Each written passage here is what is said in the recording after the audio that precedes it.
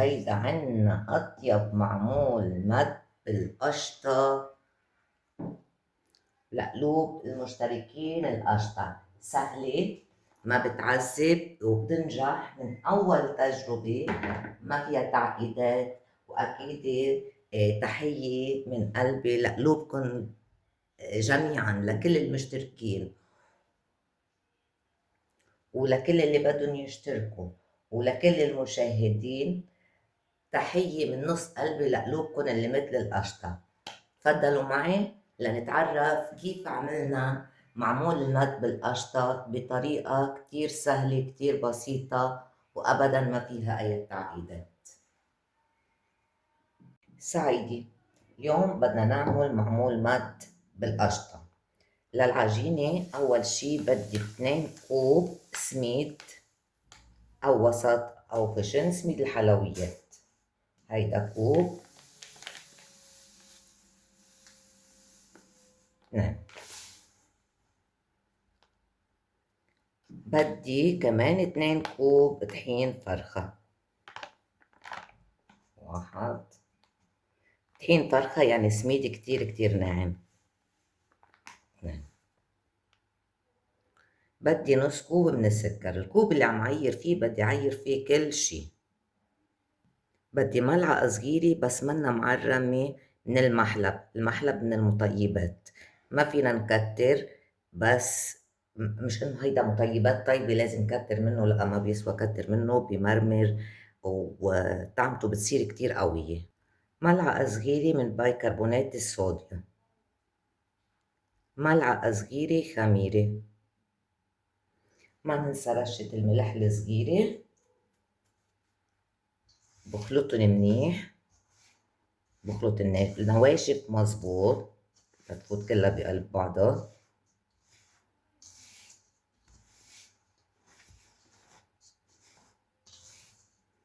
هلأ بدي ضيف قدر كوب سمنة. فيني استعمل زبدة، بيمشي الحال استعمل زبدة، بس السمنة عادة أساسا بيستعملوها هي. فيني أخلط بين سمنة وزبدة كمان بيمشي الحال. سمنة بقرية، سمنة هي اللي بتعطي الطعمة.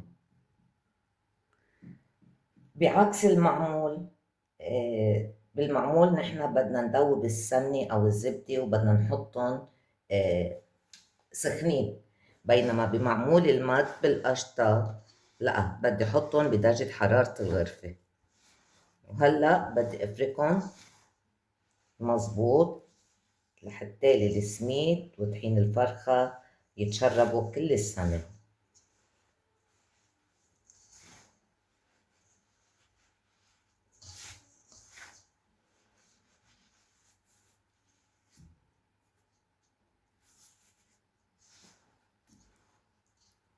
هلأ بعد ما سيتهم مظبوط بدي اضيف ملعقتين حليب بودرة أو بعجن بالحليب. أنا حأعجن بالمي، بدي اضيف ملعقتين حليب بودرة وبرجع بخلطهم سوا. هلأ بعد ما بسيتهم كتير منيح بدي بلش بالسوائل. عندي نص كوب مي دافية، يعني أنجأ دافية، مش إنه دافية كتير لأن إحنا حطينا فيها خميرة، بدنا مي دافية. وبدي كمان ملعقتين ماء الزهر.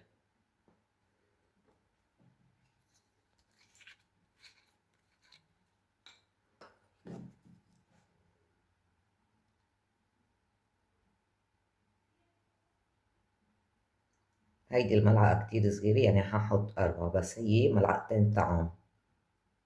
وفيني أخلط ماء زهر مع ماء ورد.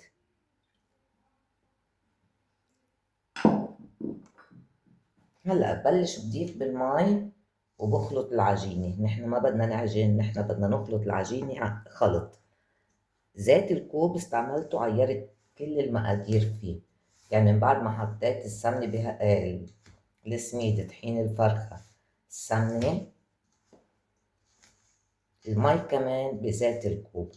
الكوب اللي بستعمله بدي استعمله بكل المقادير.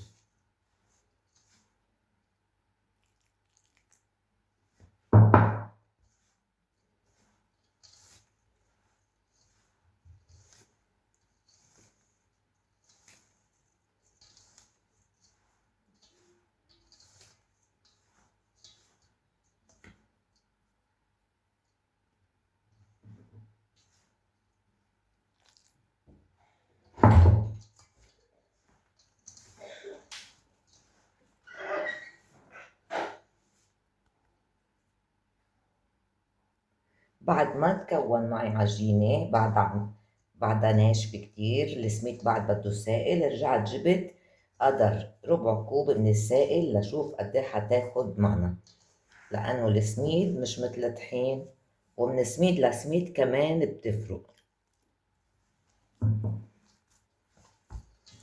هيدي الخطوة مهمة بالعجن. أنا بس بخلط، بس بدي أدخل السوائل على العجينة. صارت أحسن. بنضيف بعد قدر ملعقة تقريبا.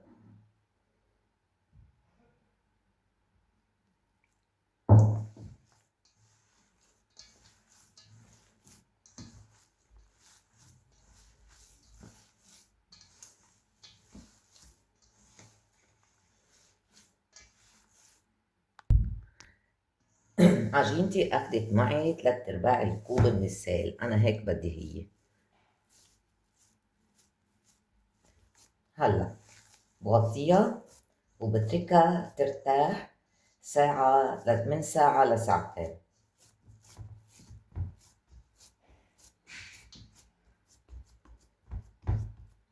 وبالنسبة للقشطة حنزلكم الرابط تبعول القشطة بصندوق الوصف. هلأ غطيت العجينة وبتركها على جنب ترتاح ما بين الساعة للساعتين وبنرجع سوا. لا، بعد ما إلها العجينة مرتاحة ساعتين بدنا نفقدها. عجينة منيحة.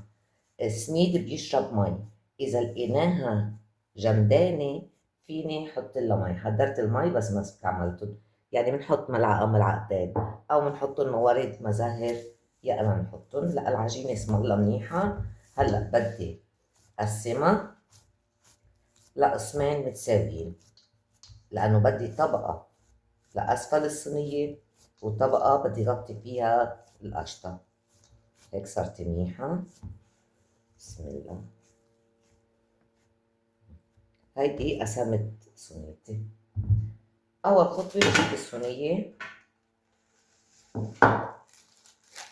فيني استعمل نايلون بس أنا في فراغ بيبقى مش هستعمل نايلون، بدي استعمل ورقة مخبوزات لآخد الطبقة اللي بدنا نحطها على الوش.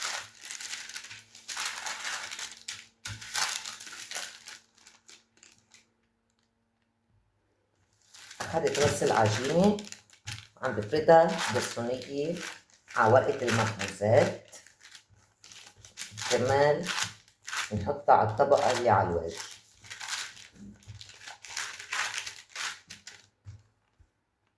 هلا بعد ما بديتها بالتساوي بشيلها بحطها على جنب. للصينية فيني ادهن سمنة وفيني ما ادهن دغري افرد عجينتي. انا حادهن شي بسيط سمنة. هلا بعد ما دهنت صينيتي السمنة بدي اجيب القسم الثاني من العجينة اللي حطيناه على جنب، قسمناها نحن بالنص. هلا بدي مده بالصينية بذات الطريقة اللي مديناها على ورقة الزبدة. بدي طبقة رقيقة، يعني أقل من سنتي. عم مدها بطريقة تكون متساوية، وطبعا بدي أعمل حفة طالعة شوية لفوق كرمال القشطة ما تدقر بالصينية، تبقى مغلفة.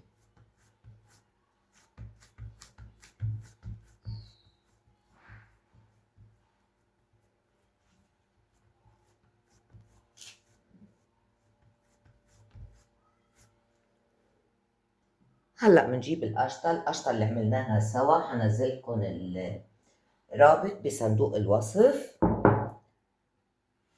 عملناها جامدة كتير. هلا انا حطيت عليها كوباية حليب وحطيتها وعلى الهاند ميكسر على الخلاط عملتها. بدي احط، ضروري نحن نستعمل القشطة جامدة، شايفين كيف؟ لان انا ما بدي اياها تخرب لي العجينة وقت اللي بتتعرض للحرارة. هلا بفرد القشطة بسماكة سنتي واكتر من سنتي بشوي، لانه هي حجمها مش راح يتضاعف.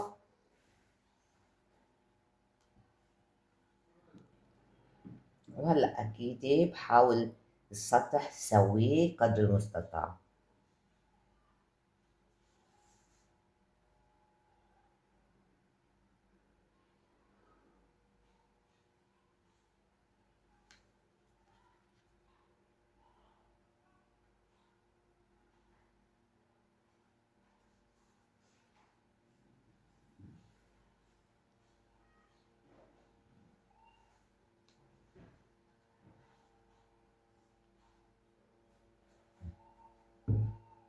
وهلأ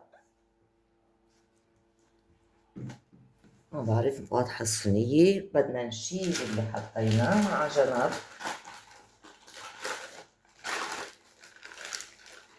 وبدنا نفردها على الصينية. طاجت معي حاطط اقرا بورقة المخبوزات، أسهل بكتير من إنه أعملها على النايلون. زاحت معي شوي ما بتأثر. هلا كله هيدا بيتظبط. فرقت معي من هون. هلا اللي اجوا هون كلهم بشيلهم وبغطي فيهم هيدول الجهة. هعملها قدامكم. منيح اللي صارت هيك لنشوف ممكن نصلح سوا، ما في شي بيخرب. هلا هيدا الزايد كله بدي شيله وغطي فيه المكان اللي فرق معنا هون.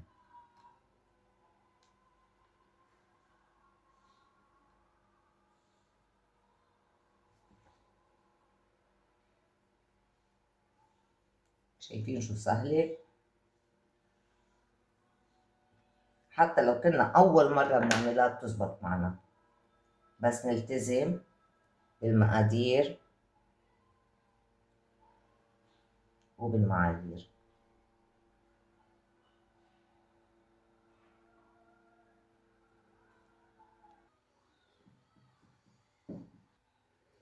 وهلأ بقطعها بسكين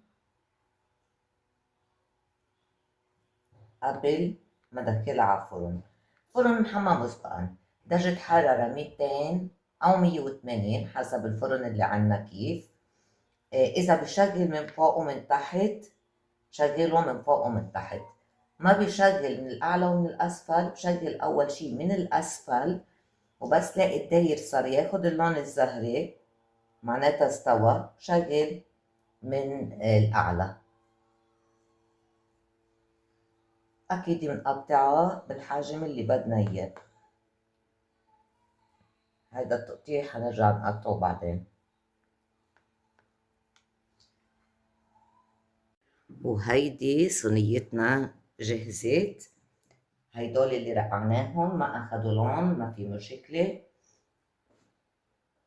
ريحة بتاخد العقل. هلأ بدي سقيها بالقطر. وإذا بعدكن معي لا تنسوا الاشتراك بالقناة ليوصلكن كل جديد. أنا ما بكتر قطر كتير، طبعا حرين تحطوا قطر كمية اللي بدكن هي. اللي بده بحط على القطعة تبعيته.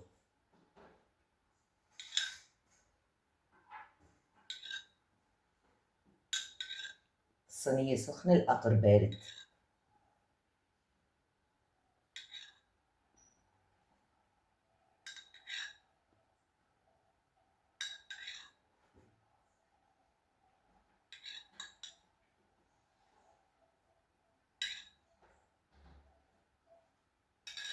وهلأ بس تبرد بقطعها.